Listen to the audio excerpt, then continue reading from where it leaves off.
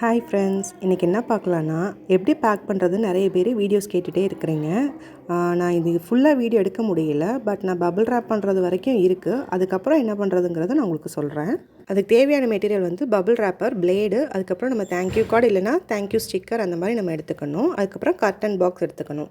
Bubble ரேப்பரை first விரிச்சிட்டு அதுக்கப்புறம் நம்ம என்ன பண்ணணும், இந்த மாதிரி நம்ம செஞ்ச செட்டை வச்சு இந்த மாதிரி ரோல் பண்ணி பிளேடு வச்சு எவ்வளோ தேவையோ அந்தளவு நம்ம ரோல் பண்ணிவிட்டு நம்ம செக்யூர் பண்ணிடணும்.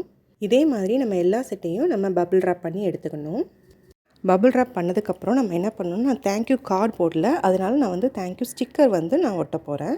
நம்ம இப்படி சில்க் த்ரெட் வச்சு டிசைன் பண்ணுற எல்லா பொருளையும், சில்க் த்ரெட்டுன்னு இல்லைங்க, நம்ம ஹேண்ட்மேட் பண்ணுற எல்லா பொருளையுமே இந்த மாதிரி நம்ம பபிள் ரேப் பண்ணி கொடுத்தோன்னா நம்ம ப்ராடக்ட் வந்து சேஃபாக அவங்களுக்கு ரீச் ஆகும். நம்ம கஷ்டப்பட்டு உட்காந்து நம்ம டைம் ஸ்பெண்ட் பண்ணி நம்ம செஞ்ச பொருள் வந்து அவங்க கைக்கு ரீச் ஆகும்போது அது ஃப்ரெஷ்ஷாக இருக்கிற மாதிரி நம்ம நீட்டாக ரேப் பண்ணி நம்ம கொடுக்கணும். சப்போஸ் அது வந்து ஷிப்பிங்கில் ஏதாவது டேமேஜ் ஆகிடுச்சு அப்படின்னா நமக்கும் அது வந்து கஷ்டம். நமக்கு அகெயின் ஆர்டர் வந்து அந்த கஸ்டமர் கொடுப்பாங்களானுங்கிறது கொஞ்சம் டவுட்டு தான்.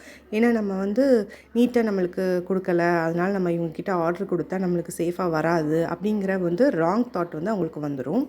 எல்லா செட்டையுமே பபிள் ரேப் பண்ணி என்னோடய தேங்க்யூ ஸ்டிக்கரை நான் ஸ்டிக் பண்ணிட்டேன்.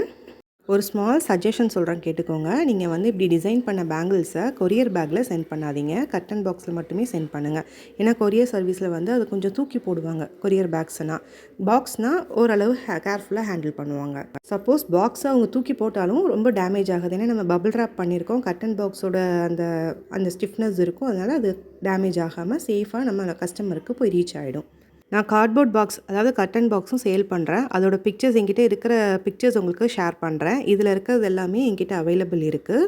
உங்கள் யாருக்காவது தேவைப்பட்டுச்சுன்னா ஸ்க்ரீனில் தெரியிற வாட்ஸ்அப் நம்பருக்கு வாட்ஸ்அப் பண்ணுங்கள். உங்களுக்கு இந்த வீடியோ யூஸ்ஃபுல்லாக இருக்கும்னு நான் நினைக்கிறேன். இந்த வீடியோ பிடிச்சிருந்தா லைக் பண்ணுங்கள், ஷேர் பண்ணுங்கள், சப்ஸ்கிரைப் பண்ணுங்கள். தேங்க்ஸ் ஃபார் வாட்சிங். பாய்.